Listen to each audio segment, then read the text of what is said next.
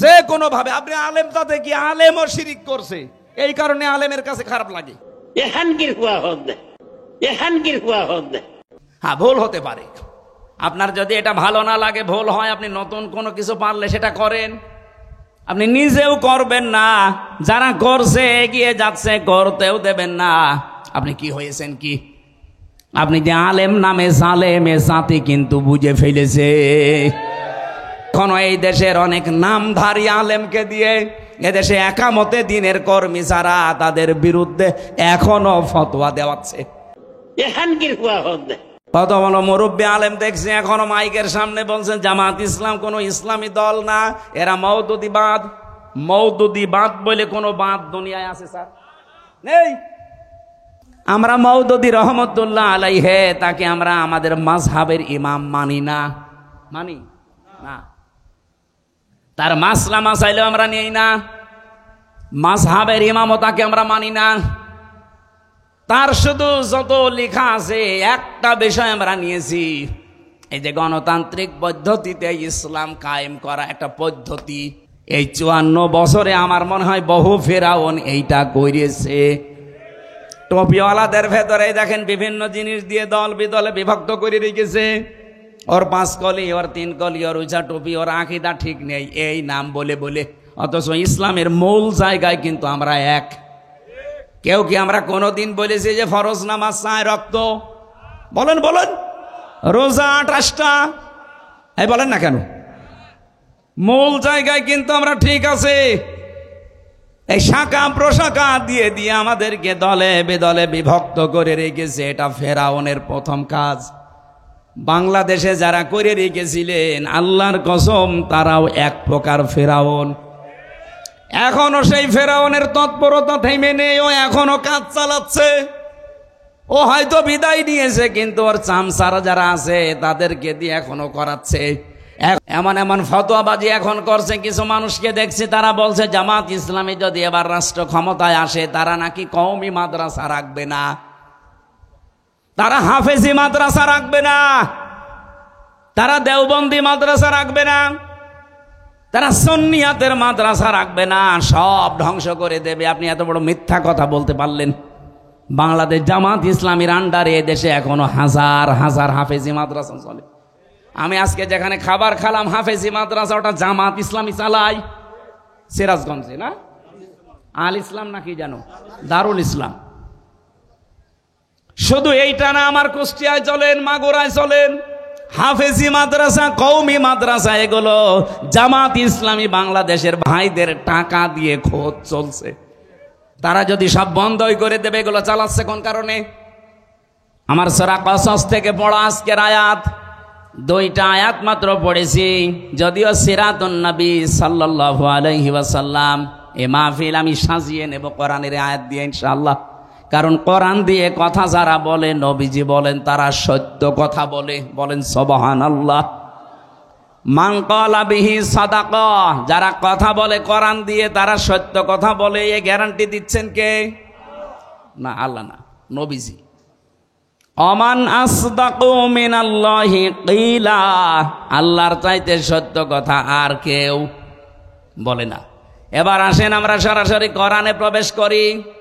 সূরা কসস এর বাংলা অর্থ হচ্ছে ঘটনা বা কাহিনী সমূহ।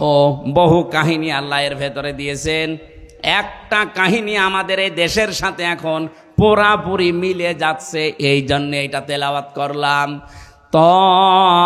তাসিম মিম হরফে মুকাত্তাআত। যদিও কিছু কিছু মুফাসসিরিনে কেরাম এর বাংলা একটা অর্থ বের করেছে, কিন্তু আমরা ওইটা বিশ্বাস করি না। আল্লাহর ঘোষণা আল্লাহু আ'লামু বিমুরাদিহি, এর আসল অর্থ আল্লাহ জানে, এজন্য ছেড়ে দিলাম, জান, আর দরকার নেই। যদি এটা নিয়ে বেশি নাড়াচাড়া করতে চাই, শেষে ঈমান হারা হয়ে যাব। আমার কুষ্টিয়ার লালন ভক্ত যারা আছে, তারা আবার এটা নিয়ে বেশি নাড়াচাড়া করে, শেষে নিজের ঈমানই নেই। আল্লাহ যেহেতু নিষেধ, রাসূলের নিষেধ, আমরা আর ভেতরে যেতে চাই না, এ পর্যন্তই থাক। এবার আসেন যেখান থেকে ভেতরে যাওয়া যায়। তিলকা আয়াতুল কিতাবিল মুবিন, আল্লাহ পাক বলেন এই আয়াতগুলো, এই যে এখন বলবো যেগুলো, এই আয়াতগুলো স্পষ্ট কিতাবের আয়াত। আল্লাহর ঘোষণা দেওয়ার আগেই আমরা পেলাম কিতাবের আগে আলিফ লাম। আল্লাহ পাক যদি এখানে কিতাবের আগে আলিফ লাম না দিতেন আমরা অর্থই করতে পারতাম না। আল্লাহ বলেন এই কিতাব, এই আয়াতগুলো স্পষ্ট কিতাবের আয়াত। আমার প্রশ্ন এখন, যারা আমার ডানে বামে বসে আছেন, সামনে পেছনে আছেন, বলেন তো কোরআন আমাদের কাছে স্পষ্ট না অস্পষ্ট? না না, হয়নি। এখানে যারা বসে আছেন, আমি ওইটা বলতে চাইনি, আমি বলতে চাচ্ছি যারা বললেন আমার কাছে কোরআন স্পষ্ট, আপনি পড়া কোরআন শরীফ থেকে ৬৬৬৬টি আয়াতের অর্থ বলতে পারবেন? আপনি একটা আয়াত দিলে ব্যাখ্যা করে এর শেষ নামাতে পারবেন? আপনার কাছে স্পষ্ট হয় কি করে? আপনি তো এর কাছে আসেন না। এর কাছে যেভাবে আসা দরকার ওইভাবে এখনো আমরা আসতে পারি না, আর আমরা বলে ফেললাম আমাদের কাছে কোরআন স্পষ্ট। হ্যাঁ, এদেশে একটা রহমত আছে, কোরআন স্পষ্ট করার একটা জায়গা আছে, সেটা জামাত ইসলামী বাংলাদেশ।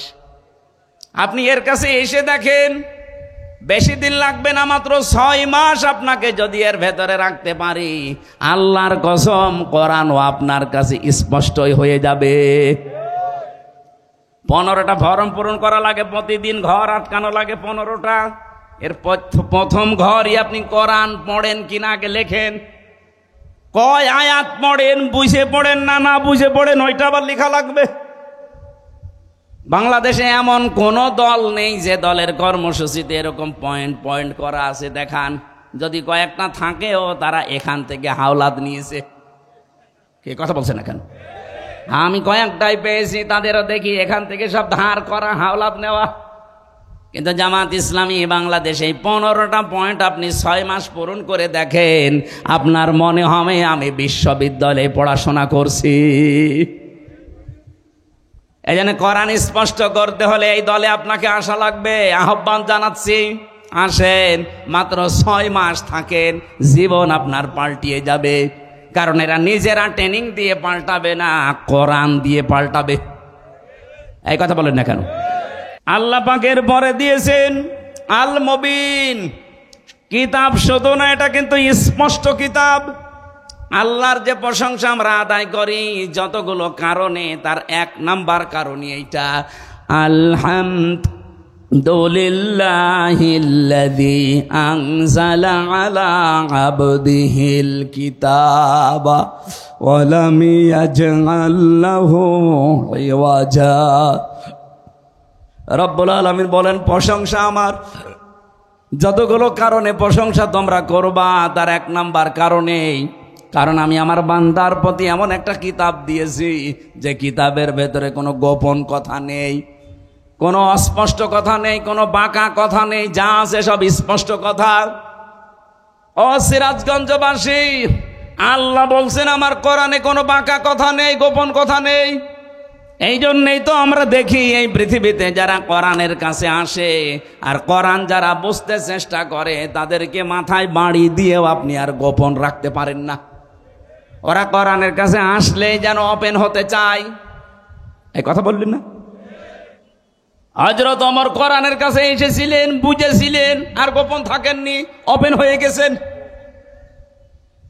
আপনি যার দিকে তাকাবেন তাকান, যারা কোরআন পড়েছে বুঝেছে, ওরা আর কেউ গোপনে ছিল না, সব ওপেন হয়ে গেছে।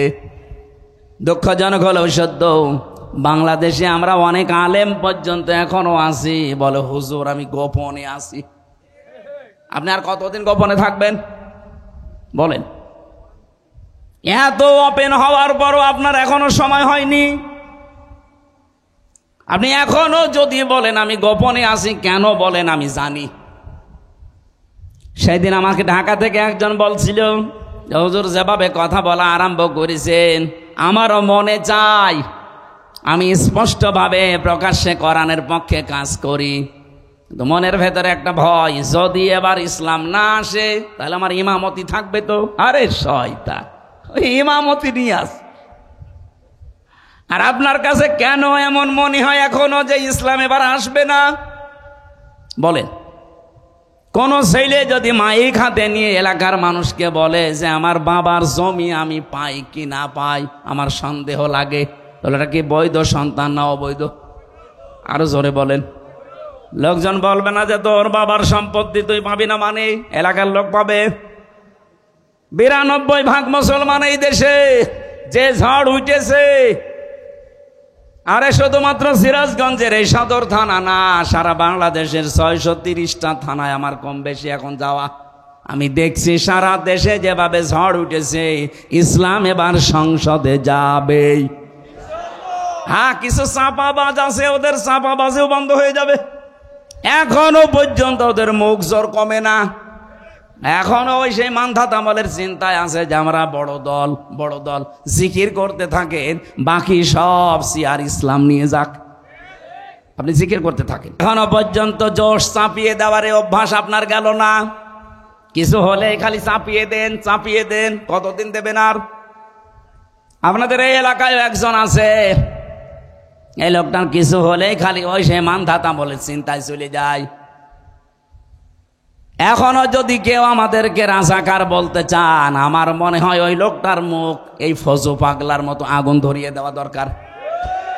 আমাদেরকে রাজাকার বলে যদি এই দেশে এখন দাবিয়ে রাখতে চান, আমাদের মাত্র 37 জন রাজাকার ছিল, আর আপনারা যারা বলেন তাদের 1040 জন। ঝাঁঝর যদি সইকে বলে তোর পেছনে ফোঁটা, কি করবেন বলেন তো? সইয়ের পেছনে ফোঁটা কয়টা? আর ঝাঁঝরের আপনার 1040 জন। লজ্জা করেন আপনার? এখন থেকে আর কোনো কথার জবাব দেওয়া হবে না, জবাব নেওয়া হবে। ইমান ধাতামলের চিন্তা যেই করবে তার কোনো কথার জবাব আমরা দেব না, জবাব আমরা চাই। আপনার 1040 জন, আপনার লজ্জা লাগে না? ও সিরাজগঞ্জবাসী, হ্যাঁ আমি জানি অনেকের মন খারাপ হবে, সত্য কথা শুনলে সবার কাছে ভালো লাগে না। এটাই যে আলেমগুলো এখনো দোদুল্যমান অবস্থায় আছেন, আপনি কি কিতাব পড়ে আলেম হয়েছেন? কোরআন বলছে আয়াতুল কিতাবিল মুবিন, এটা স্পষ্ট কিতাবের আয়াত।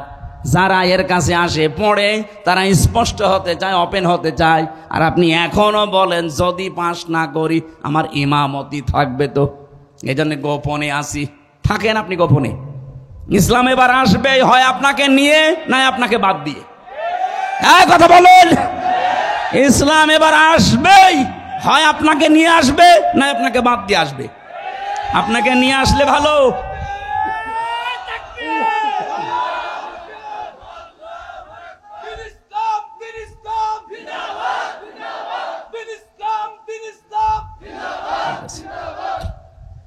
আপনাকে নিয়ে আসলে তো আপনার কপাল ভালো, যদি আপনাকে বাদ দিয়ে আসে কি হবে টের পাচ্ছেন? তখন এসে বলবেন আমার ইমামতি যেন না যায়। আপনার ইমামতি থাকবে তখন, কারণ আপনি তো মুনাফিক। কথা বলেন না কেন? মুনাফিকের পেছনে তখন নামাজ হবে। এই জন্য আহ্বান জানাচ্ছি, ওপেন হন। এখন আলেমদের, ইমামদের, খতিবদের উচিত, এই যে মুহূর্ত চলছে, এখনো যদি আপনি সেই বলেন আমি আসি সেই 15 বছর আগে, তা আপনি আবার কবে? সেদিন ইমাম সম্মেলন ছিল আমার কুষ্টিয়ার, পুরা জেলার আলেমরা এসেছিল, কয়েক হাজার। কয়েকজনকে আমি প্রশ্ন করেছি, যারা এখনো ইসলামের পক্ষে ডাইরেক্ট আসতে পারছেন না, ইসলাম অবশ্যই এবার আসবে, কিন্তু আপনার কি হবে তখন? দেখলাম একবারে 1500 বলছে আসি এবার। আমরাও চাই সারা বাংলাদেশের কোন আলেম যেন অন্তত এবার ইসলাম কায়েমের এই পথে পেছনে না থাকে। আলেমরা এবার সামনে থাকবে ইনশাআল্লাহ। কথা বলেন। আপনার দায়িত্ব আছে একটা, আপনি পালন করেন না। আল্লাহ আমাদেরকে একটা আশার বাণী শোনাচ্ছেন, তিলকা নাতলু আলাইকা মিন নাবাই মূসা ওয়া ফিরআউনা বিল হাক্কি লিকাউমিন ইউমিনুন। এটা যে তেলাওয়াত হচ্ছে এটা কিন্তু আমির হামজার তেলাওয়াত না, নাতলু, আল্লাহ বলেন আমি তেলাওয়াত করছি।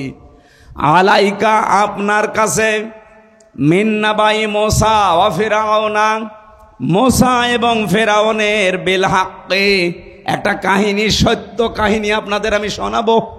এখানে শোনাচ্ছেন কে বলেন তো? আল্লাহ পাক যদি এখানে এখন আসতেন, আর এই পিপল বাড়িয়া বাজারে বসে বসে যদি এই কাহিনীটা শোনাতেন, শুনতেন না? বলেন বলেন। আরে উনি শোনাতেন, উনি এখন আসতে পারছেন না, ওনার মানায় না এটা, এই জন্য আমির হামজাকে দিয়ে অ্যাডভার্টাইজ করাচ্ছে। আল্লাহ বলেন আমি যথাযথভাবে একটা কাহিনী, একটা ঘটনা তোমাদেরকে শোনাবো, লিকাউমি ইউমিনুন, যারা বিশ্বাসী তাদের জন্য আমি এই ঘটনাটা শোনাচ্ছি। কি ঘটনা শোনো? ইন্না ফিরআউনা আলা ফিল আরদি, অবশ্যই এই জমিনে একজন ফেরাউন ছিল। কি ছিল? বলেন বলেন। এই ফেরাউন ছিল কেমন? সে ছিল সীমা লঙ্ঘনকারী, সে ছিল ফ্যাসিস্ট, সে ছিল এই পৃথিবীতে ওলু প্রকাশকারী। আল্লাহর সীমা পার হয়ে সে চলে গিয়েছিল। আল্লাহ রাব্বুল আলামিনের বিধান সে বাইরে রেখে এমন উপরে গেছে, সে নিজে আল্লাহ দাবি করে বসে আছে। বলেছে আনা রব্বুকুমুল আ'লা, আমি তোমাদের বড় রব। এই ঘোষণাটা এস্টাবলিশ করার জন্য ও যা যা হাতে নিয়েছিল, ও শুধু ওই জামানায় হাতে নেয়নি, কিয়ামত পর্যন্ত বহু ফেরাউন দুনিয়া আসবে, তারা ওইটা হাতে নেবে। কি নিয়েছিল আপনি বলেন তো? এক নম্বরে ওয়াজাআলা আহলাহা শিয়া, সে জমিনের ভেতরে বিভিন্ন দল বিদলে মানুষকে বিভক্ত করে রেখেছিল। এগুলো কেন বলছেন আপনারা? আমরা জানি, যখন জাতি এক হওয়ার চেষ্টায় আছে, আপনাদেরকে নিয়ে মুনাফিকরা টাকা পয়সা খাওয়িয়ে বলাচ্ছে। জাতির লোকদেরকে আহ্বান জানাচ্ছি, আলেম নামে কোন জালেমের এই কথায় আপনারা আর বিভ্রান্ত হবেন না। এবার যদি একবার পা পিছলে যায়, এই দেশে ইসলাম আসতে কিন্তু অনেক দেরি হয়ে যাবে। জীবনে চর্মচোখে আর দেখতেও পাবেন না যে ইসলাম আসলে কি স্বাদ। আমার তো জীবনের বড় আকাঙ্ক্ষা, চর্মচোখে আমি কিচ্ছু চাই না, শুধু দেখতে চাই 56,000 বর্গ মাইল আল্লাহর কোরআন দিয়ে চলছে। এখানে যারাই বাদ সাজবে মনে করবেন ওইটাই হয় জাতির শত্রু না ইসলামের শত্রু, সে যাই হোক। প্রত্যেক নবীর জীবনী আমি পড়ে পড়ে দেখেছি। যতগুলো নবীর জীবনী আমার সামনে এসেছে, শুধু 2 জন নবীর জীবনী বাদ দিয়ে প্রত্যেকটা নবীর জীবনী আমি এটা পেয়েছি। হ্যাঁ, একটা হযরত আদম আলাইহিস সালাম আর হযরত সুলাইমান আলাইহিস সালাম, এই 2 জন নবীর জীবনী বাদ দিয়ে কোন নবীর জীবনী আমি পাইনি যে এই নির্দেশ ছিল না আনাকিমুদ্দিন, যে দিন কায়েম করো। প্রতিটি নবীর জীবনে এই আদেশ ছিল যে আনাকিমুদ্দিন, দিন কায়েম করো, ওয়ালা তাতাফাররাকু ফি, এখানে ফতোয়াবাজি করবা না। আপনার কত জায়গায় কত কিছু হয়ে যাচ্ছে, ফতোয়া দেন না। দিন কায়েমের জন্য মানুষ সব এখন এক জায়গায় হওয়ার চেষ্টায় আছে, আর আপনি একবার ফতোয়া দেওয়া আরম্ভ করে দিলেন। আপনাকে দিয়ে আল্লাহ এই কাজ করাবে না। এই আয়াতের পরবর্তী শব্দে আপনি দেখবেন আছে কাবুরা আলাল মুশরিকিনা মা তাদউহুম ইলাইহি। হে নবী, আপনি যেদিকে মানুষকে ডাকেন যে আসো আল্লাহর বিধান কায়েম করি, এই সত্যি করে বলেন, এটা রেকর্ড হচ্ছে, বাংলাদেশ জামাত ইসলামী কোন দিন বলেছে আমরা মওদুদির বিধান কায়েম করতে চাই? বলেন বলেন। কেউ যদি বলতে পারেন বুকে হাত দিয়ে বলেন। এরা তো সারা জীবন নিয়ে 41 সালে প্রতিষ্ঠিত দল, তখন থেকে আরম্ভ হয়ে বলে যাচ্ছে যে আমরা আল্লাহর বিধান কায়েম করতে চাই। আরে ভাই, পদ্ধতি ভুল হতে পারে, আমি তো বারবার বলছি, কিন্তু তাদের মনে তো এইটা আছে যে আমরা আল্লাহর বিধান কায়েম করতে চাই। কোনদিন তারা বলেছে এই পর্যন্ত সারে যে আমরা ভগবানের বিধান চাই, আমরা বাবার বিধান চাই? কোন কারণে এই দোষ চাপিয়ে দেন বলেন? এটা তো কাফেরদের স্বভাব। প্রত্যেকটা নবীর জীবনে এটা ছিল। আল্লাহ বলেন, হে নবী, আপনি মানুষকে ডাকেন এই দিকে, আমি জানি, কিন্তু আপনার এই ডাক শোনার পরে রাগ হবে, মন খারাপ হবে। কাদের? আলাল মুশরিকিন, মুশরিকদের। সুতরাং বাংলাদেশে আমরা যেখানে দিন কায়েম করার কথা বলি, যারা রাগ করেন, মাস্ট বি আপনি একটু খোঁজ খবর নিয়ে দেখেন, ওই লোকটার দ্বারা কোনো না কোনো ভাবে শিরিক হচ্ছে। আর শিরিক হলে লোকটা কি? মুশরিক। বলেন বলেন। আপনি প্রশ্ন করতে পারেন, কই আমি তো শিরিক করি না, তাহলে কোরআন শরীফ কি মিথ্যা? দিন কায়েমের কথা শুনলে আপনার রাগ হয়, অবশ্যই আপনি বিশ্বাস করতে পারেন যে আপনি মুশরিক, তাছাড়া আপনার রাগ হওয়ার কথা না। যে কোনো ভাবে আপনি আলেম, তাতে কি আলেমও শিরিক করছে, এই কারণে আলেমের কাছে খারাপ লাগে। আপনাকে দিয়ে আল্লাহ কেন দিন কায়েমের কাজ করান না? আল্লাহু ইয়াজতাবি ইলাইহি মাইয়াশা, রব্বুল আলামিন বলেন, আমি যাকে মনোনীত করি, আমি যাকে ইজতেবা করি, পছন্দ করি, নির্বাচিত করি, ভালোবাসি, এই মানুষটাকে দিয়ে আমার দিন কায়েমে লাগিয়ে দেই। এদেশে তো কত মানুষ আছে, সবাইকে দিয়ে তো আল্লাহ দিন কায়েমের কাজ করায় না। কাকে দিয়ে করায়? ওয়াহদি ইলাইহি মাইয়ুনিব, যে লোকটা মন থেকে আল্লাহর দিকে ফিরে আসতে চায়, তাকে আল্লাহ স্বাভাবিক জীবন যাপনে রাখে না, তাকে দিন কায়েমের কাজে লাগিয়ে দেয়। সুতরাং আপনি যখন দেখবেন আপনাকে দিন কায়েমের কাজ আল্লাহ অ্যাক্টিভ ভাবে করাচ্ছে, আপনি বিশ্বাস করতে পারেন সূরা শুরার 13 নম্বর আয়াতের শেষের অংশ অনুযায়ী আল্লাহ আপনাকে মনোনীত করে ফেলেছে। বলেন সুবহানাল্লাহ। আল্লাহ যেন আমাকে আপনাকে এই জায়গায় শামিল করেন, বলেন আমিন। আল্লাহ স্পষ্টভাবে বললেন যে ফেরাউনের প্রথম কাজ ছিল দলে বিদলে বিভক্ত করে রাখতো মানুষকে। ওর একটা উদ্দেশ্য ছিল, কারণ মানুষ যদি দল বিদলে বিভক্ত হয়ে থাকে তাহলে শক্তি হারিয়ে যায়, তখন ও যা মনে চায় তাই করতে পারে। এটা এতদিন এই ফেরাউন হাসিনা করেছে। দেখেন কত দলে বিদলে আমাদের বিভক্ত করে রেখেছিল। এদেশে মানুষ যা, তার চাইতে অনেকের দল বেশি। আমি জেলখানায় একটা লোক পেয়েছিলাম, ও একটা দলের সভাপতি, ওর দলের নাম হচ্ছে আল্লাহর দল, আব্দুল মতিন ওনার নাম। ওনার আমি একদিন বললাম যে ভাই আপনি আল্লাহর দলের সভাপতি, সেক্রেটারি কে? বলছে আমার ছেলে, আর কেউ নেই। সারা বাংলাদেশে উনি সভাপতি, ওনার ছেলে সেক্রেটারি, এই শেষ। এটা হাসিনার করা, দলে বিদলে বিভক্ত করে করে দাদাদের এই হুকুম মতো আমাদেরকে এভাবে করে রেখেছিল। এটা ফেরাউনের নিয়ম। কার নিয়ম? 2 নম্বরে ছিল ইস্তাদঈফু তাইফাতাম মিনহুম, ও দলে বিদলে বিভক্ত করে মানুষদেরকে দুর্বল করে রাখতো। ইউযাব্বিহু আবনাহুম ওয়া ইস্তাহয়ি নিসাহুম, সে ওই দেশের পুরুষদেরকে মেরে ফেলতো, মেয়েদেরকে বাঁচিয়ে রাখতো। এই আয়াতের 2টা তাফসীর হয়। 1 নম্বরে ওই জামানায় ফেরাউন বহু পুরুষ বাচ্চাকে মেরে ফেলেছিল, কোনোদিন শোনেননি? বলেন বলেন, মেয়েদেরকে যে বাঁচিয়ে রাখতো শোনেননি? তাহলে এখন তাফসীর কিভাবে করবেন? আধুনিক মুফাসসির যারা, তারা আয়াতের তাফসীর করছে এভাবে, যেমন এমন কায়দা ফেরাউন করবে, কিয়ামত পর্যন্ত তো ফেরাউন থাকবে না, কিন্তু ওর পেতাত্তারা থাকবে। ওরা যদি ক্ষমতায় কোনো সময় থাকে, তারা ওই দেশের যারা যোগ্য মানুষ তাদেরকে চেয়ারের পরিবর্তে পেছনে ফেলে রাখবে। আমরা এই দেশে এই 15.5 বছরে এইটাই বেশি দেখেছি। যোগ্য হওয়ার পরেও শাহিনুর আলম ওনার যোগ্যতার সম্পন্ন জায়গায় বসতে পারবে না, বসে থাকবে 10 নম্বর চেয়ারে। আমি 1 থেকে মাস্টার্স পর্যন্ত আমার ফার্স্ট ক্লাস ফার্স্ট আছে, অল ফার্স্ট ক্লাস আমার। বলেন আমার জায়গা মতো যাওয়া দরকার, খালি পেছনে দলীয় পরিচয় আছে, এই জন্য আমারে না নিয়ে 80 রোল নাম্বার যার তারে নিয়েছে। এই যে আমাকে ওই জায়গায় না নিয়ে আপনি এই পেছনে ফেলে রাখলেন 80 নাম্বার চেয়ারে, এটা আমাকে মেরে ফেলার শামিল না? এটা করেছিল ফেরাউন। এখনকার ফেরাউনরা এইটা করছে, ওই জামানায় মেরে ফেলতো সরাসরি। আর এখন তার যোগ্যতা সম্পন্ন জায়গায় না যেতে দিয়ে বাধা প্রাপ্ত করে তাকে একটা মেরে ফেলা। 2 নম্বরে মেয়েদেরকে সে বাঁচিয়ে রাখতো। 15.5 বছরে দেখেন ছেলেদের চাকরি হয় না, আর মেয়েদের চাকরির অভাব হয় না।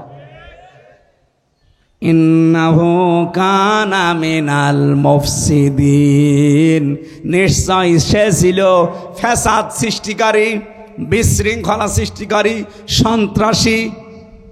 এতটুকু আল্লাহ যদি শেষ করে দিতেন, আমরা সত্যি বলছি আয়াত আমরা পড়তাম না। এবার একটা আশার বাণী আল্লাহ আমাদেরকে শুনিয়েছেন, নাকি বলবো না?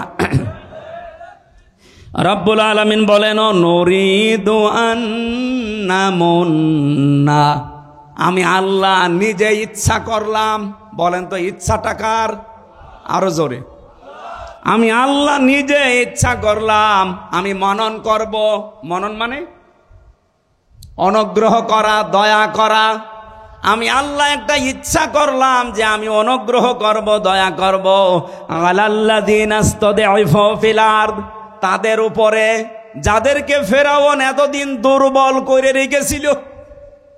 জমিনের উপরে যাদেরকে ফেরাউন দুর্বল করে রেখেছিল, জুলুম করে, অত্যাচার করে, বিভিন্ন পদে উঠতে না দিয়ে এদেরকে দুর্বল করে ফেরাউন রেখেছিল। আমি আল্লাহ একটা ইচ্ছা করলাম, এই দুর্বল পার্টি মুসা আলাইহিস সালামের দল, এদেরকে আমি আল্লাহ কি করব? না জাআলাহুম আইম্মাতান, জাতির নেতা তাদেরকে বানাবো। আপনি ডাকশো আর জাকশো থেকে আরম্ভ আল্লাহ অলরেডি করে দিয়েছে। যেই জাকশো জাহাঙ্গীরনগর বিশ্ববিদ্যালয়ে শিবির নাম শুনলেই পিটিয়ে মেরে ফেলতো, এমনকি পায়খানার ভেতরে ইশারায় জায়গা। ঢাকা বিশ্ববিদ্যালয়ের মহসিন হলে এই 16 বছর আজান দিতে দেয়নি সালেমরা। ছাত্রলীগের ভাইদের নাকি ঘুমের ডিস্টার্ব হবে, এজন্য ফজরের আজান হইতো না। এবার ডাকসুতে শিবির প্যানেল পাস করার পরে তার পরের দিন মাইকে আজান আরম্ভ হয়েছে। আল্লাহু আকবার। জবান খুলে বলেন আল্লাহু আকবার। আল্লাহর যে ঘোষণা ছিল না জাআলাহুম, তাদেরকে আমি জমিনের নেতা বানাবো। বলেন তো এটা কি আমি বানিয়ে বলছি না হচ্ছে? ওয়ানা জাআলাহুমুল ওয়ারিসিন, এবং এই জমিনের উত্তরাধিকারী আমি আল্লাহ তাদেরকে বানাবো। আমার মনে হচ্ছে আল্লাহ যেন তার সিদ্ধান্ত এখন বাস্তবায়ন আরম্ভ করে দিয়েছে। আর আল্লাহ যদি কোনো কাজের ইচ্ছা করে ওটা কেউ রদ করতে পারে? ইন্না রাব্বাকা ফাআলুল লিমা ইউরিদ, তোমার রব যা চায় তাই করে। অনুমাক্কিনা লাহুম ফিল আরদ, এতটুকু শেষ না, আমি আল্লাহ জমিনে তাদেরকে শাসন ক্ষমতা দেব। কেন দেব? অনুরিয়া ফিরাউন ওয়া হামানা, আমি ফেরাউন আর হামান, হামান মানে মন্ত্রী, মন্ত্রী পরিষদকে ফেরাউনের যারা ছিল তাদেরকে আমি দেখাবো। ও জুনুদাহুমা, এবং তাদের যে সৈন্যবাহিনী দলের লোক তাদেরকে আমি দেখাবো যে তাদের তোমরা ভয় পেতে। মিনহুম মা কানু ইয়াহদারুন, যাদের উপরে তোমাদের ভয় ছিল এরা আসলে না জানি কি হয়ে যায়, আমি আল্লাহ তোদের দেখাবো যে দেখ আমি পারি। আল্লাহ যেন তার এই সিদ্ধান্ত এবার বাংলার জমিনে বাস্তবায়ন করে। বলেন আমিন। এই কায়দা আল্লাহর জানা আছে না নেই? আর সেই শক্তিও আল্লাহর আছে না নেই? আমাদের আল্লাহর ওপরে আমাদের 100 ভাগের 100 ভাগ বিশ্বাস আছে। উনি যা বলেছেন তাই করবেই। উনি আমাদের মতো না, সকালে এক কথা বলে বিকাল আর এক কথা বলে। কথা বললেন না কেন? ওয়াওহাইনা ইলা উম্মি মূসা আন আরদিহি, আল্লাহ পাক বলেন আমি ওহী করেছিলাম মুসা আলাইহিস সালামের মায়ের কাছে যে আমি তোমার সন্তানকে তোমার কাছে ফিরিয়ে দেব। এই 15 বছরের দিকে তাকান, কত সন্তান মায়ের বুক থেকে হারিয়েছে, কত জায়গায় পালিয়ে রেখেছে। আল্লাহ পাক জানে এখন সবগুলো আস্তে আস্তে ওপেন করে দিচ্ছে। আমার তো আয়াতগুলো পড়লে মনে হয় বাংলাদেশে এই মাত্র কোরআনের এই আয়াত আল্লাহ কেবল নাজিল করছে। প্রশ্ন কি আপনার?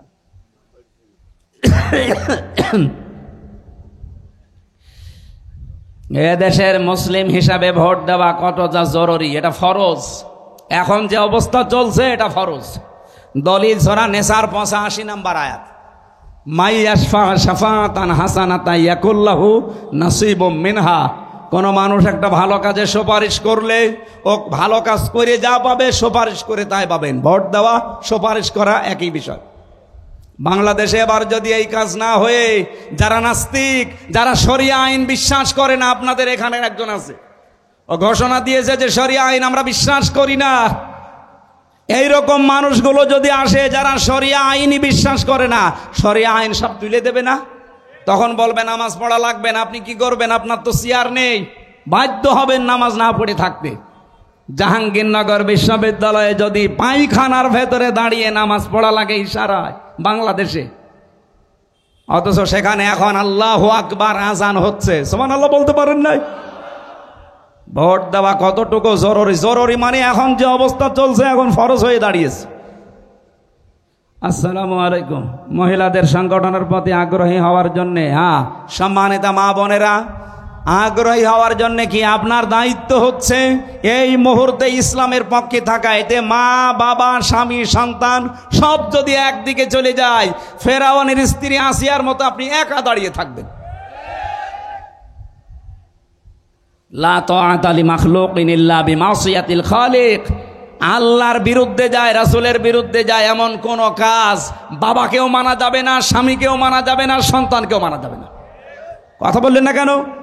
এটাকে শুধু পুরুষদের না মহিলাদেরও?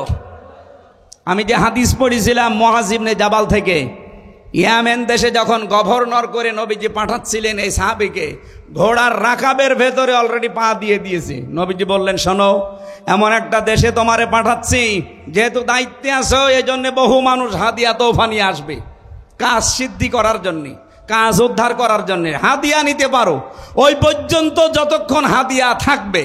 যদি ওটা ঘোষের পর্যায়ে পড়ে জীবনও নিতে পারবা না। আমার মনে হয় সে অবস্থা এখন পৃথিবীতে নেই। এতটুকু নবীজি শেষ করে দেননি। বিশ্ব নবী বলেন, হে মুআয ইবনে জাবাল, ইসলামের কাঁটা কিন্তু নড়তেই থাকবে, বাতাসে নড়বে। ধর্মের কল কিসে নড়ে? বলেন বলেন। এমন একটা সময় এসে যাবে আমার উম্মতের ওপরে, আলা ইন্না রিহাল ইসলামি দায়রাতুন ফাদুরু মাআল কিতাবি হাইসুদার, আলা ইন্নাল কিতাবা ওয়াস সুলতানা লা ইফতারিকান। এদিকে তাকান। আলা, সাবধান, ইন্নাল কিতাবা, নিশ্চয় কিতাবের ভেতরে মানে কোরআন শরীফের ভেতরে, অল ফুরকানা, আলা ইন্নাল কিতাবা ওয়াস সুলতানা, সুলতান মানে রাজত্ব, রাজনীতি। নবীজি বলেন, মুআয ইবনে জাবাল ভালো করে শোনো, এমন একটা সময় সামনে আসবে আমার উম্মতের ভেতরে বহু মানুষ তারা আল্লাহর কোরআন আর রাজ্য রাজনীতি আলাদা করে ফেলবে। এটা কি ১৫০০ বছর আগের কথা এখন মিলছে না? এই কথা বলেন না কেন? এ পর্যন্ত তো শেষের পরে আছে, ফালা তুফারিকুল কিতাব, সাবধান উম্মতেরা, কোনদিন আল্লাহর কিতাবের কোরআনের রাজনীতি থেকে নিজেকে আলাদা করবা না। সুতরাং এখন যে যা ফতোয়া দিক, কেউ যদি আমাদেরকে ধর্মান্ধ বলে, কেউ যদি বলে ধান্দাবাজ, কেউ যদি বলে রাজনীতি করে, শুধু যে যা বলে বলুক, পেছনে কেউ কুকুর ঘেউ ঘেউ করবে করুক, কারোর দিকে তাকানোর দরকার নেই। আমাদের একটাই টার্গেট থাকবে, ইসলাম এবার সংসদে নেবই। আমার এখন প্রতিটা গণসংযোগে প্রায় হাজার হাজার মানুষ শুধু মোসাবা করার জন্য। আমার তো মনে হয় এক একটা গণসংযোগে কমপক্ষে একটা মাহফিল হয়ে যায়। ওদের এখন সবার আওয়াজ, যাবরে যাবরে, সংসদে যাবরে। ইনশাল্লাহ যে আওয়াজ তুলছে সারা দেশ, আশা করছে এবার কোরআনে কারিমকে আমরা জায়গা মতো নিয়ে যেতে পারবো। একবার নিয়ে যেতে দেন, কিয়ামতের আগে ইসলামের কাছ থেকে কোনো জালেম, কোনো মুনাফিক আর এই দেশ আর নিয়ে নিতে পারবে না। কারণ অন্য যারা আছে,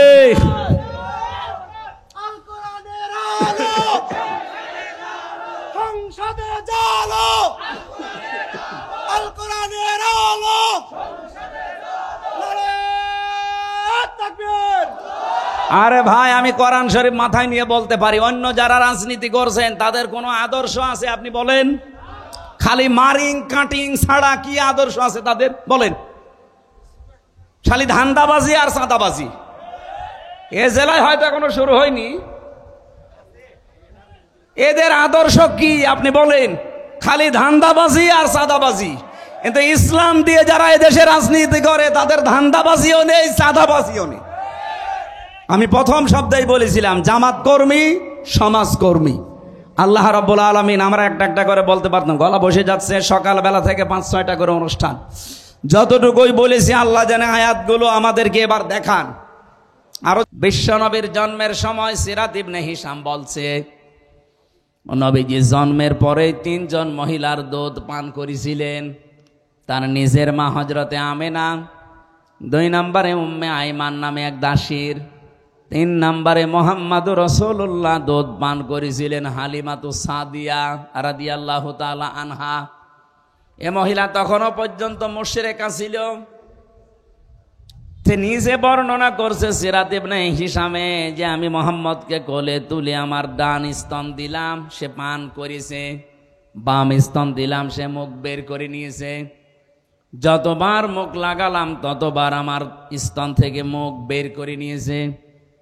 চোখের ইশারা দিয়ে যেন আমাকে জানাতে চাই, মা হালিমা জোর করেন কেন? ডান স্তন এটা আমার অধিকার ছিল, আমি পান করেছি। বাম স্তন এটা আমার অধিকার না, এটা আমার দুধ ভাই আব্দুল্লাহর অধিকার। পৃথিবীতে আমি ভাইয়ের হক নষ্ট করার জন্য আসি না, এসেছি ভাইয়ের হক ফিরিয়ে দেওয়ার জন্যে। ও সিরাজগঞ্জবাসী, যেই নবীর জীবনী শোনার জন্য বসে আছেন, মিলাদ পড়তে আপনি পাগল। মিলাদের প্রথম তো এইটা যে মিলাদ মানে জন্ম। তিনি জন্ম নিয়ে কি করলে আপনি দেখেন, ভাইয়ের হক ফিরিয়ে দেয় মায়ের কোলে বসে। আর সেই নবীর উম্মত আমরা যারা যত বড় হচ্ছে তত ভাইয়ের হক মারার জম হচ্ছি। কি মিলাদ পড়েন আপনি?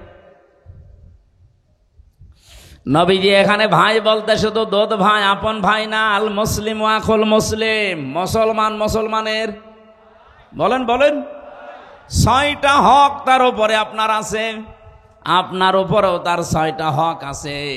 এই 6টা হক আপনাকে পালন করা লাগবে। 1 নম্বরে তাকে দেখলেই সালাম দেওয়া লাগবে। এটা আজ কিন্তু উঠে গেছে দেশ থেকে, সালাম আমরা দেই শুধু দলীয় লোক দেখে। এই কথা বলছেন না কেন? অনেক মানুষের অভ্যাস হচ্ছে আগে টুপি দেখে যে আমার দল কিনা, জব্বা দেখে, জামা দেখে, শরীরে পোশাক আশাক দেখে তারপরে বলে আসসালামু আলাইকুম।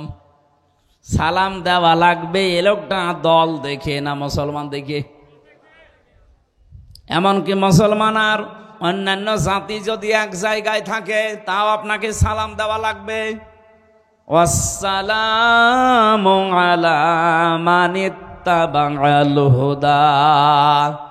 এখানে যারা হেদায়েত প্রাপ্ত আল্লাহ পাক তাদের উপরে শান্তি নাজিল করুন, বলেন আমিন। তাহলে এই সুন্নাতটা, এই হকটা এখন থেকে আপনি আদায় করবেন, সে দলীয় লোক না হলেও। 2 নম্বরে সে যদি অসুস্থ হয় তাকে দেখতে যাওয়া লাগবে। আমার তো মনে হচ্ছে এই হকটা বাংলাদেশে এখন জামাত ইসলামী 100% পালন করছে। আপনি দেখেন, হিন্দু সে তো আমার ধর্মের লোক না, সে আমার দলেরও লোক না। এখান থেকে প্রায় 30 কিলোমিটার দূরে চলে যাচ্ছে দলীয় 8-10 জন লোক নিয়ে হিন্দু অসুস্থতারে দেখতে। আপনি অন্য কোন দলের ভেতরে এটা যদি দেখাতে পারেন আমি সাথে যাব, চলেন। আমি তো পাই না দেখতে। আশা করছি এটা সবার আমল করা দরকার। 3 নম্বরে লোকটা যদি মারা যায়, অবশ্যই আপনি যদি সময় পান তার জানাজায় হাজির হবেন, তাকে দাফন কাফনের ব্যবস্থা করবেন। একটা মানুষ মারা গেলে তার আর ইবাদত থাকে না। ওয়াবুদ রাব্বাকা হাত্তা ইয়াতিয়াকাল ইয়াকিন। আল্লাহ পাক বলেন ইবাদত করো ওই দিন পর্যন্ত যতদিন ইয়াকিন না আসে। এখানে ইয়াকিন মানে মরণ। তার মানে আপনার ইবাদত করা লাগবে কোন দিন পর্যন্ত? মরণ পর্যন্ত। আপনার মরণ পর্যন্ত ইবাদত শেষ, এরপরে ইবাদত আরম্ভ হবে আমাদের। আমরা যারা জীবিত আছি আমাদের ইবাদত আরম্ভ হবে আপনার মরণের পর। আপনি মরে গেলে যদি আপনার দাফন কাফন না হয়, আপনার লাশ ধোয়ানো না হয়, কবর দেওয়া না হয়, এ গোনা আপনার হবে না, এ গোনা হবে আমাদের। কারণ এই দায়িত্ব কার? আমাদের। এরকম 6টা হক আমি পেয়েছি।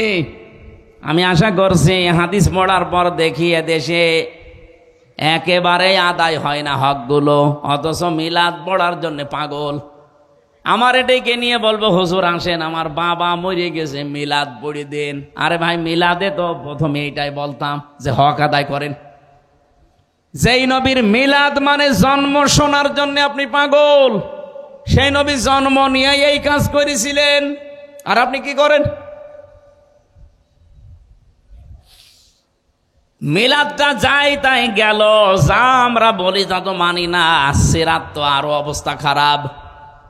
এ পৃথিবীতে সিরাত শুনতে হলে বিশ্ব নবী মুহাম্মদুর রাসূলুল্লাহ যেদিন নবুয়ত পেয়েছিলেন ওই দিন থেকে ইন্তেকাল পর্যন্ত আমরা অনেক মানুষ এটা ছড়িয়েছি। বিশেষ করে আমি এই তিনটা দেশে পেলাম, বাংলাদেশ, ভারত আর পাকিস্তান।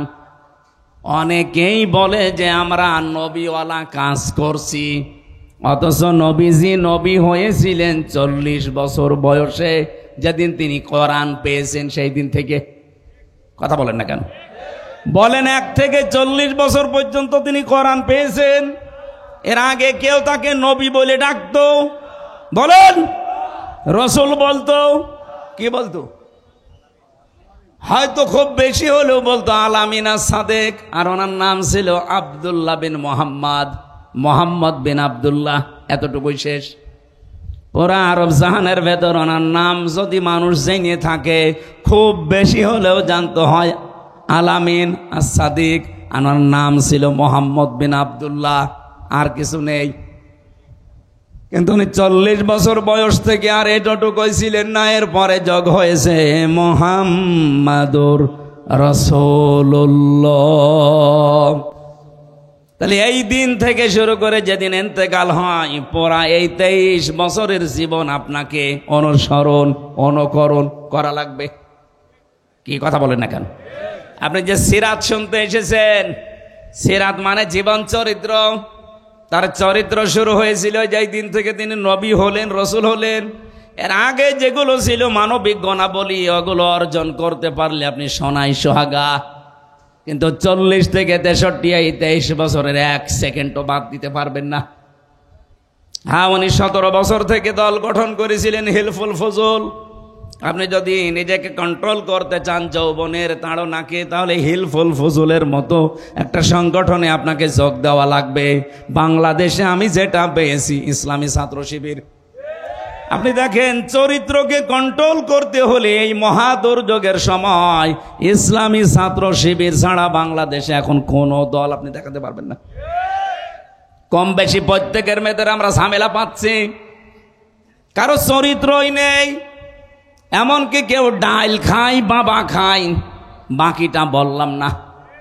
আরে ভাই, আমি নিজে তো বিশ্ববিদ্যালয়ে দেখেছি, বিশ্ববিদ্যালয়ের যে রুমগুলো, আবাসিক রুম থেকে বের হচ্ছে সকালবেলা মদ দিয়ে কুলি করে বের হচ্ছে। আমি প্রথমে জাহাঙ্গীরনগরে চান্স পেয়েছিলাম সাংবাদিকতায়। তা আমার তো সুরত সিরত যা, ওই ছাতায় তো পড়া সম্ভব না। এই জন্য বছর খানিক থাকার পরে এসে আল কোরআনে ভর্তি হয়েছিলাম কুষ্টিয়া বিশ্ববিদ্যালয়ে। আমি দেখেছিলাম ওখানে মানুষ ছাত্র মাস্টার্সে পড়ে, সকালবেলা মদ দিয়ে কুলি করে এরপরে বের হচ্ছে। এটা ছাত্র। আমার ভাইরা, আমি কাটসাট কথা বলি কারো মন পাওয়ার জন্য, কারো খুশি হওয়ার জন্য না। এদেশে এখন যা চলছে, আপনি যদি চরিত্রকে বাঁচাতে চান, ছেলেদেরকে মেয়েদেরকে ছাত্র শিবিরে ছাত্রী সংস্থায় চোখ কান বুঝে দিয়ে দেন, নয়তো পারবেন না। কারণ এখন চলছে কি দেখছেন, ওপেন চলছে সব। এই কঠিন মুহূর্তে আপনার সন্তানকে আপনি বাঁচাতে পারেন শুধু এই 2টা সংগঠনে দেন, আমি গ্যারান্টি দিব আপনি পারবেন। ঢাকাতে সেখানে নামাজ পড়াতাম জমার, একজন নাস্তিক বামপন্থী রাজনীতি করে মুরব্বী হয়ে গেছে। গোপনে একদিন এসে আমার বাসাতে কলিং বেল টিপ দিয়ে, আমি তো চেহারা দেখে বুঝে ফেলেছি যে এ শয়তান মার্কা লোক, কারণ চেহারা দেখলে কিছু বোঝা যায়। দাড়ি গোপ কিচ্ছু নেই। আমার এখানে এসেছে, তাও সিগারেট খেয়ে ফেলে দিল। দেখলাম সিসি ক্যামেরায় সব দেখা যাচ্ছে। হুজুরের কাছে একটু মানুষ দোয়া দরুদ পড়িয়ে আসে, ও দোয়া দরুদ নেই, সিগারেট টানতে টানতে। নাস্তা করালাম, কি আপনার কি সমস্যা? বলছে আপনি তো আমাদের ইমাম, আমি নামাজ পড়তে আসি অনেক দূর থেকে, জমান নামাজ। আপনি একটা শিবিরের কোনো দায়িত্বশীল ছেলেরে খুঁজে দেন, আমার মেয়েটাকে প্রাইভেট পড়াবো। মেয়ে আমার বিশ্ববিদ্যালয় 2nd ইয়ারে পড়ে। চিন্তা করলাম এত বড় মেয়েকে পড়াতে চাই শিবিরের ছেলের কাছে। পরিচয় নিলাম পড়াটা। দেখলাম উনি বামপন্থী রাজনীতি করে, মুরব্বী হয়ে গেছে একেবারে। আমি ওনারা বললাম, সত্যি কথা বলেন তো, বাংলাদেশে প্রায় ৭৫টার উপরে দল এখন কাজ করছে, ৭৩টার উপরে বিভিন্ন দলের ছাত্র সংগঠন আছে তাদের। আপনি কোন দলের নাম বললেন না, ছাত্র শিবিরের ছেলে খুঁজতে চান কেন? আমারে বলছে, হুজুর অন্য কোন দলের ছেলেদের কাছে যদি মেয়ে পড়তে দেয়, দেখা যাচ্ছে মেয়ে নিয়ে চলে যাবে, কিন্তু শিবিরের ছেলের ওপরে আমার এই ভরসা আছে, অন্তত মেয়ে নিয়ে পালাবে না। এর চাইতে আপনি আর কি চান? আজকে একটা টক শো দেখছিলাম আসার সময়, সবচাইতে বড় দল বলে যারা লাফায় না, তাদের একজন কেন্দ্রীয় নেতা, সে বলছে আমার 2 জন ভাতিজা ঢাকা বিশ্ববিদ্যালয়ে পড়ে, তারা ওই ডাকসুতে শিবিরকে ভোট দিয়েছে। আমি জিজ্ঞাসা করলাম যে তোরা আমার ভাতিজা আর তোরা শিবিরকে ভোট দিলি মানে? 2 জন ভাতিজা নির্দ্বিধায় বলে দিচ্ছে, চাচা শিবিরের এই ছেলেরা আমাদেরকে খাবারের পানির ব্যবস্থা করে দিয়েছে, অন্য কোন দলের ছাত্র সংগঠন এটা করে নাই। মেয়েদের প্রতি তাদের যে রেসপেক্ট, যাদের যে সম্মান, এটা আমরা অভিভূত হয়ে গেছি, এই জন্য আমরা জেনে শুনেই ভোট দিয়েছি। বলেন সুবহানাল্লাহ। আমি যে দৃশ্যগুলো এখন দেখতে পাচ্ছি, বিশেষ করে ডাকসু আর জাকসুর পরে, কালকে আমি রাজশাহীতে ছিলাম, আমি দেখেছি রাজশাহী তো এক চান্সে যাবে, চট্টগ্রাম তো আরো আগে যাবে, কারণ সারা বাংলাদেশের ভেতরে সবচাইতে ঘাঁটি চট্টগ্রাম। এরপরে আমার কুষ্টিয়া, ওটা তো আরো বড় ঘাঁটি। আপনি কোথায় বাঁধ দেবেন? কিছুদিন পরে দেখেন কিছু মানুষ বলতে আরম্ভ করবে আমরা নির্বাচনই চাই না।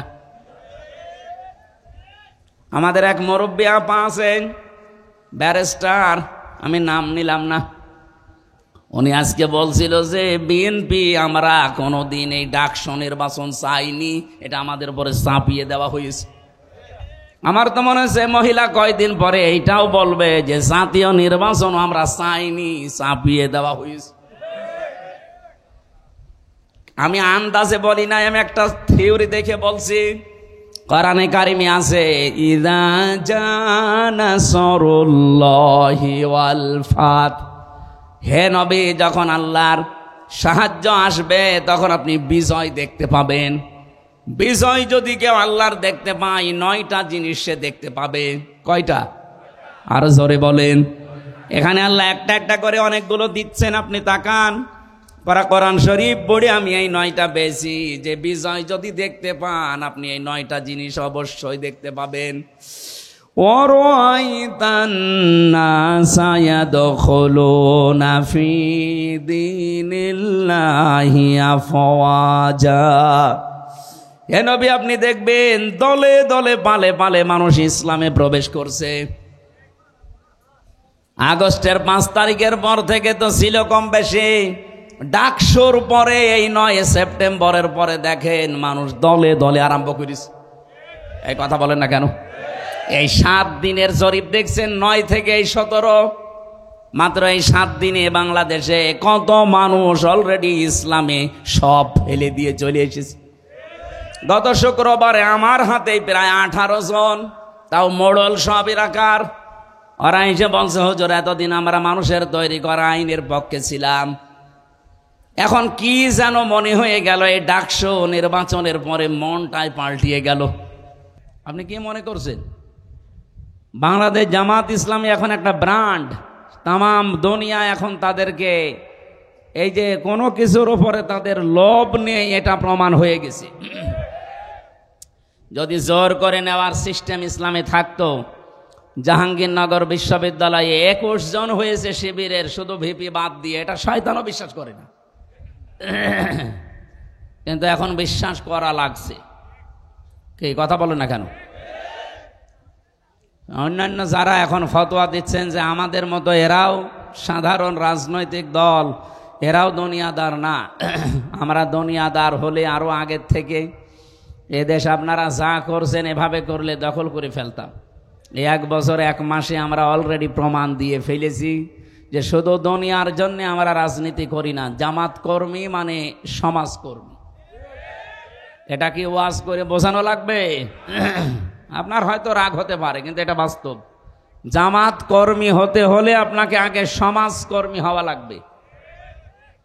সুতরাং অধ্যক্ষ মাওলানা শাহিনুর আলম উনি এমপি পদপ্রার্থী না, উনি নমিনি। বাংলাদেশ জামাত ইসলামী নামটা বললে এখন কলিজা ভরে যায় না? সবার না, কিছু মানুষের এখনো মনে হয় সেই মানধাত আমলের চিন্তায় আছে। ওরা মনে করছে 54 বছরে যা দিয়ে মানুষকে খাওয়িয়েছি এটা মনে হয় এখনো খাওয়ানো যায়। এখনো তারা আমাদেরকে রাজাকার তো আর বলতে পারে না, কারণ ওই বয়স আমাদের এখনো হয়নি। এখন বলে চেতনায় রাজাকার। বাংলাদেশ জামাত ইসলামী আপনাদের এই আসনের এখানে এমপি পদপ্রার্থী লিখেছেন কারা? এটা ঠিক হয়নি। উনি এমপি পদপ্রার্থী না, উনি নমিনি। বাংলাদেশ জামাত ইসলামী থেকে যে 300 জনকে এ সারা দেশে নমিনেশন দেওয়া হয়েছে, এরা একটাও পদপ্রার্থী না। আমরা কেউ পদ চেয়ে নেইনি। এমনকি আমরা নিজেরা যেদিন নাম ঘোষণা দেয় তার 1 মিনিট আগেও জানতাম না যে আমার নাম আসবে। ওনারা জিজ্ঞাসা করেন উনি জানতো কিনা? আমি তো নিজে জানতাম না। সারা দেশের অবস্থা এইটা, বিশেষ করে বাংলাদেশ জামাত ইসলামী থেকে। হ্যাঁ, পদপ্রার্থী হতে পারে অন্য দলের, যারা এই পদ পাওয়ার জন্যে মারামারি করে দেখেন সামনে মরে যাবে। এটা আর আগামীতে কেউ লিখবেন না। অন্যান্য যারা দলে আছেন আপনারা লিখতে পারেন, আপনারা তো মারামারি করবেন আমরা জানি। আমার আসনে 4 জন অলরেডি শুরু করে দিয়েছে। এখন যে কি হবে আল্লাহ জানে। 4 জন থেকে তো আর তারেক জিয়া দেবে না, হয়তো 1 জনকে দেবে, আর বাকি 3 জন আমার দলে চলে আসবে। আলহামদুলিল্লাহ। এই জন্য আজকের মাহফিলের সভাপতি, প্রধান অতিথি উনি শুধু আপনাদের নমিনি না, উনি বাংলাদেশ জামাত ইসলামী এই সিরাজগঞ্জ জেলার শ্রদ্ধাভাজন জেলা আমির। হায়াতহু মিলাদ মাহফিল শুনেছি জীবনে, সিরাত মাহফিল শুনেছি কিন্তু খুব কম। সিরাতের নামে যেগুলো হয় আমাদের দেশে, আসলে এটা সিরাতের ভেতরে পড়ে না। ওই নবীর জন্মের আগের কাহিনী বলা হয়। সিরাত মানে জীবন চরিত্র। তো জীবন যখন শুরু হবে সেখান থেকে তো আপনি আলোচনা আরম্ভ করতে পারেন। আপনি আরম্ভ করেছেন সে মানধাত আমলের, নবীজির জন্মই হয়নি, ওইটাকে আপনি মিলাদ বলতে পারেন। কিন্তু মিলাদুন নবী সাল্লাল্লাহু আলাইহি সাল্লাম নাম দিয়ে যে ঈদে মিলাদুন নবী বানিয়েছেন, এটা কিন্তু বেদাত ভাই, এটা ইসলামে নেই। যদিও এই সমস্ত কথাগুলো আমাদের এই রাজশাহী বিভাগ, খুলনা বিভাগ, এ বিভাগে না বললেও সমস্যা নেই, কারণ এই এলাকার মানুষ অত ঝামেলা না। এগুলো চলে বেশি চট্টগ্রাম আর সিলেটে, পাগল হয়ে যায়। অথচ যেটার জন্য পাগল হওয়ার কথা ওইটার জন্য কিন্তু পাগল হয় না। আপনি মিলাদুন নবী নাম দেন। পৃথিবীতে আল্লাহ পাক 2টা ঈদ দিয়েছেন আমাদের জন্য, একটা ঈদুল আজহা, ঈদুল ফিতর। এর বাইরে কোনো ঈদ নেই। যদি কেউ নতুন করে ইসলামে কিছু প্রবেশ করায় সে কাফের। বলেন, ইসলাম থেকে কেউ যদি কিছু বাদ দিতে চায় সেও কাফের। ইসলাম থেকে দেশে এই 54 বছরে বহু কিছু অনেকে বাদ দিতে চেয়েছে। আমি কি এটা বানিয়ে বললাম? বাদ দিতে চাইনি।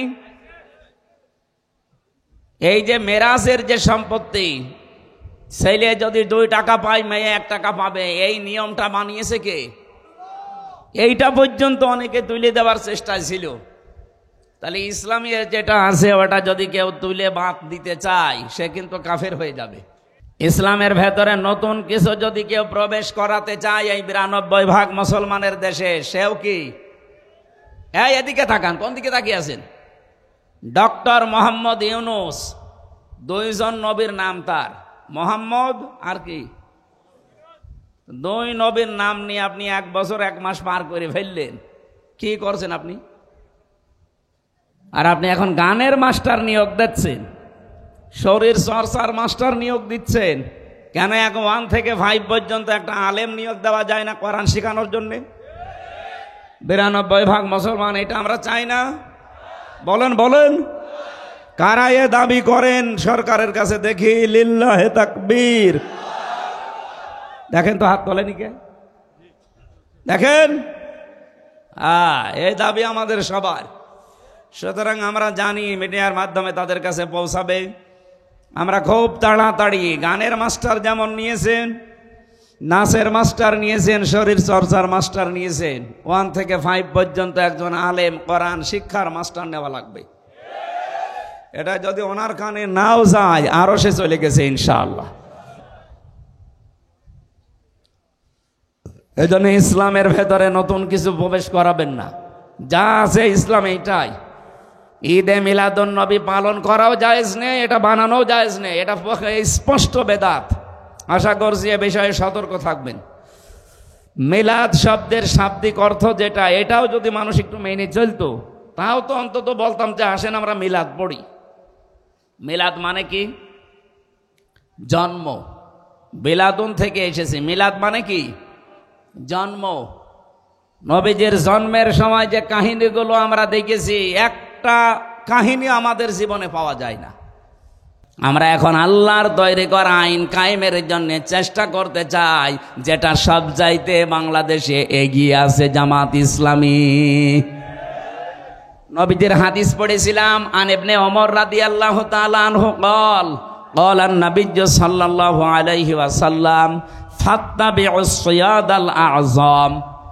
নবীজি বলেন, যারা ইসলাম কায়েম করতে অগ্রণী ভূমিকা পালন করছে তোমাদের ভেতরে, যাদের দ্বারা ইসলাম কায়েম হওয়া দ্রুত সম্ভব, তোমাদের উচিত হচ্ছে তাদেরকে অনুসরণ করা, পেছনে থাকা। বাংলাদেশে ৭৩টা দল কাজ করছে।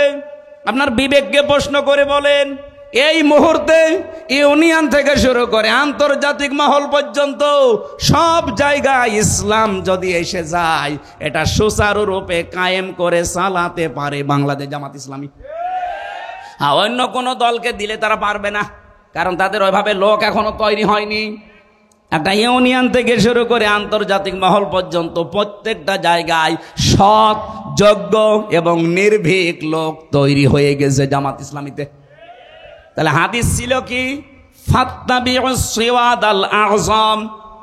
যারা দুনিয়াতে তাড়াতাড়ি ইসলাম কায়েম করতে পারে, তোমরা তাদেরকে সাপোর্ট করো, ইত্তেবা করো, অনুসরণ করো। তাই আমি তার বানিয়ে বলছি না, মিলে যাচ্ছে এই জন্য বলছি।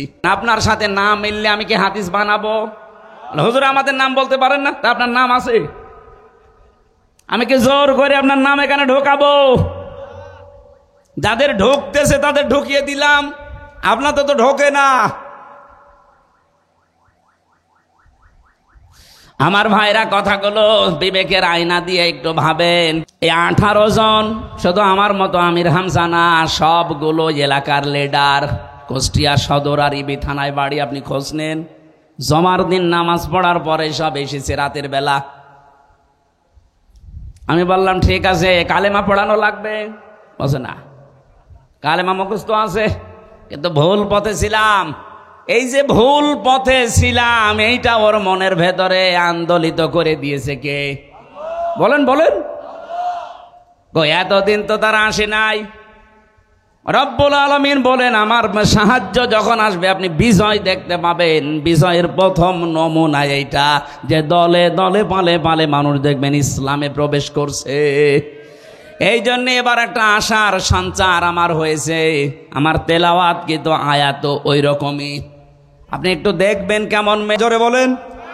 সম্মানিত মা বোন যারা এসেছেন, আল্লাহ রাসূলের পথে চলতে গিয়ে পৃথিবীর কারো অনুসরণ করার দরকার নেই। এতে যদি দুনিয়ার সব হারিয়ে যায়, যাক, আল্লাহ আপনাদেরকে হযরতে আসিয়ার মতো যেন কবুল করেন। আল্লাহুম্মা আমিন। লা ইলাহা ইল্লা আনতা সুবহানাক ইন্নী কুনতু মিনাজ জালিমিন। রব্বুল আলামিন, চাতক পাখির মতো এরা এই কাদা জায়গা, ভেজা জায়গায় বসে আছে। কোরআনে কারীম শোনার জন্য এত পাগল, এদেরকে তুমি ওমরের মতো বানিয়ে দাও। সওয়াবগুলো যদি দিয়েই থাকো, কিছু নবীজির রওজায় পৌঁছিয়ে দাও। পৃথিবীর মাটির নিচে যারা ঘুমিয়ে গেল, এদেরকে মাফ করে দাও। মা বাপ আমরা যারা হারিয়ে ফেলেছি, আমাদের মা বাপকে জান্নাতুল ফেরদাউস দিয়ে দাও। এ মাহফিলটা বাস্তবায়নে এই হরিণা পিপল বাড়িয়া বাজারের এলাকার মানুষেরা যে যেভাবে কষ্ট করেছে, পয়সা দিয়েছে, আল্লাহ তুমি তাদেরকে ওসমানের মতো মঞ্জুর করে নাও। সম্মানিতা মা বোনদেরকে তুমি হেফাজত করো আল্লাহ। এরাও হযরতে আসিয়ার মতো কঠিন পরীক্ষা দিতে যাচ্ছে, এদেরকে তুমি মেহেরবানি করে বাঁচাও। এদের ঈমান আমল নিয়ে হেফাজত করো। এদের জীবনে অনেক রোগ শোক আছে, তুমি তাদেরকে মুক্ত করো। আমার কণ্ঠটা অধিকাংশ সময় বসে যায়, আল্লাহ আমি ভিক্ষা চাই, আমার কণ্ঠটা কোরআনের জন্য তুমি ভিক্ষা দাও। আমার শরীরটাকে তুমি আগের অবস্থায় ফিরিয়ে দাও। সম্মানিত সভাপতি আল্লাহ আমার আরাফাতের ভাই আলহাজ সাইদুল আলমকে কবুল করো। প্রধান অতিথি অধ্যক্ষ শাহিনুর আলম ভাইকে কবুল করো। যত অতিথি এসেছে আল্লাহ মঞ্জুর করো। এ বাজারে যারাই ব্যবসা বাণিজ্য করে এদের বরকত দিয়ে ঢেলে দাও।